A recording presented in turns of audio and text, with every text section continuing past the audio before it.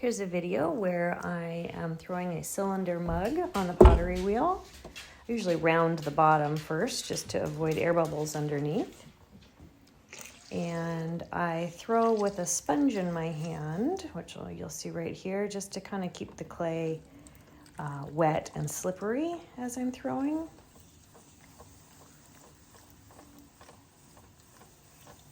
Pressure on the top, pressure on the side, evenly.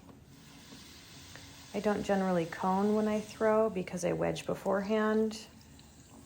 If I have some really inconsistent clay, I will, but generally for a mug, I don't find it necessary. Kind of tucking in the bottom edge here as the clay creeps out.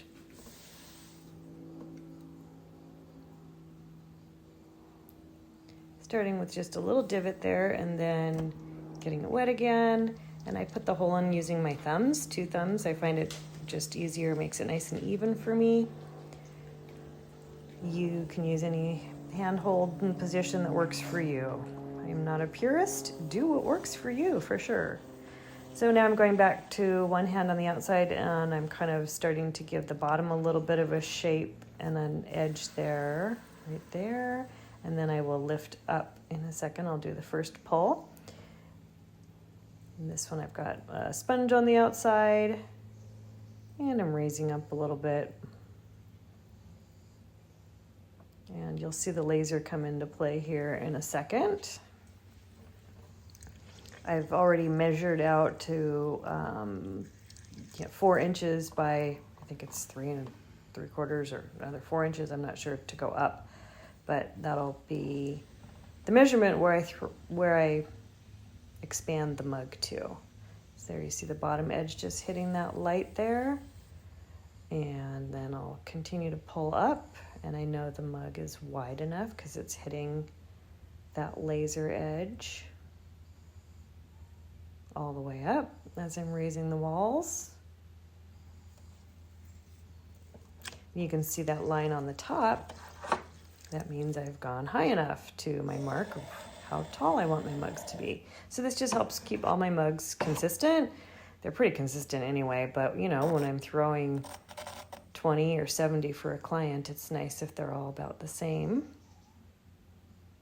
They're pretty close. Now I'm taking a rib and I'm just smoothing out the side. You can see the sort of the finger divots on the outside went away, which for this particular mug, I like it smooth on the outside. I do like the finger divots on the inside because it still looks like it's made with a hand, which in fact it is. Then I take this neat little tool, clean up the bottom edge a little bit.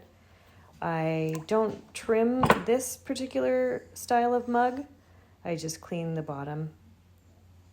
Now I'm finishing the lip with the chamois, tightening up the edge of the clay. All done. You can see there's how far out it's supposed to go, and that's how tall it's supposed to be.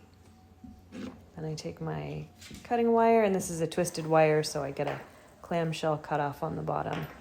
Nice little pattern since I'm not trimming.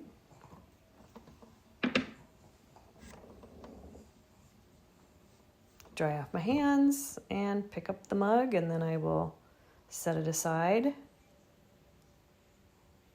Do a whole bunch more. And here I'll show you the consistency. If you'll, I do 4 at a time, put them on my wear boards, and you know, pretty close. And here's how they look in the end. Thanks.